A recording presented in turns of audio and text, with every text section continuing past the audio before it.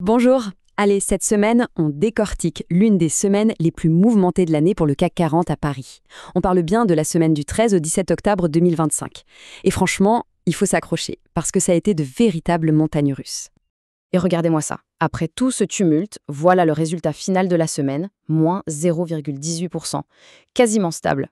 En voyant ça, on pourrait se dire, bon, il ne s'est rien passé de spécial. C'est la grande question, n'est-ce pas?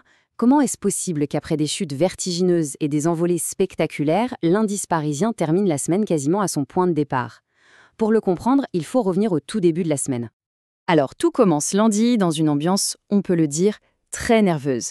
L'atmosphère sur les marchés est électrique. Les investisseurs marchent littéralement sur des œufs. Mais qu'est-ce qui inquiétait à ce point? En fait, c'était un mélange de plusieurs choses. D'abord, le retour en force des tensions commerciales, avec les États-Unis qui menacent la Chine de nouveaux droits de douane. Ensuite, l'incertitude politique chez nous en France, avec un nouveau gouvernement qui pourrait être renversé, et ça, les marchés détestent. Et pour couronner le tout, des géants de l'industrie qui lancent des avertissements sur leurs résultats. Bref, un cocktail plutôt angoissant. Et cette tension, on l'a vu très concrètement le mardi, avec des chutes assez spectaculaires. Prenez Michelin, moins 9% d'un coup, après avoir revu ses prévisions à la baisse.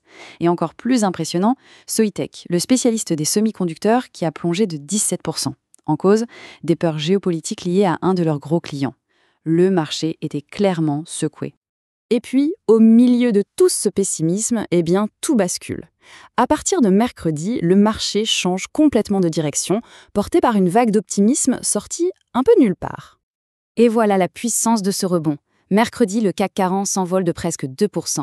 Et il remet ça le jeudi avec une nouvelle hausse de 1,38%. En à peine 2 jours, une bonne partie des pertes est effacée, et l'indice se rapproche même de ses records. Incroyable! Mais alors, qu'est-ce qui a pu provoquer un tel revirement?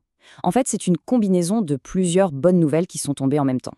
D'abord, le point crucial, l'annonce de LVMH qui surprend tout le monde avec un retour à la croissance.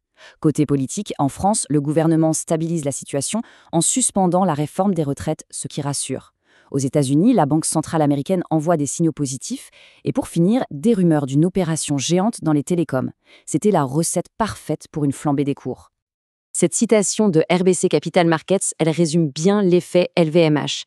Ces résultats ont été un vrai électrochoc pour le marché.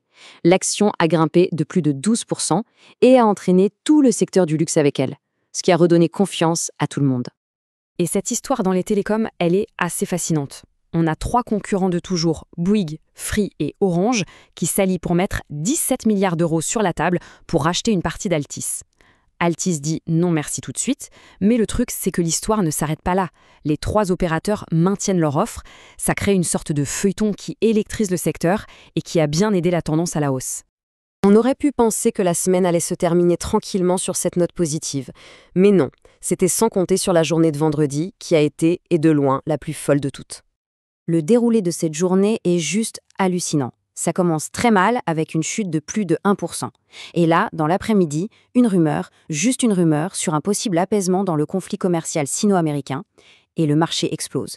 Littéralement. Il frôle son record absolu en grimpant jusqu'à 8224 points. Un retournement de situation incroyable en l'espace de quelques heures, avant de redescendre un peu juste avant la clôture. Et cette journée, elle montre bien à quel point le marché est complexe. D'un côté, on a un immense gagnant, EssilorLuxottica, qui décolle de 13% grâce à des résultats historiques, et de l'autre, des secteurs entiers qui souffrent. Les banques, plombées par des inquiétudes qui viennent des États-Unis, et le secteur de la défense qui baisse à l'idée de possibles discussions de paix en Ukraine. On avait vraiment des forces contraires très puissantes qui s'affrontaient. Bon, alors, qu'est-ce qu'on retient de toute cette agitation, si on prend un peu de recul pour analyser tout ça? Cette semaine, c'est vraiment la démonstration parfaite de ce qu'on appelle le sentiment de marché. C'est tout simplement la psychologie collective des investisseurs. Et là, on a vu ce sentiment passer de la peur panique à l'euphorie totale, puis de nouveau à la prudence, le tout en quelques jours. C'est ça, et uniquement ça, qui explique ces mouvements de prix si violents et si rapides. Donc si on devait résumer cette semaine de folie, qu'est-ce qu'il faudrait garder en tête ? Premièrement, que malgré la tempête, le marché est juste à côté de son record absolu.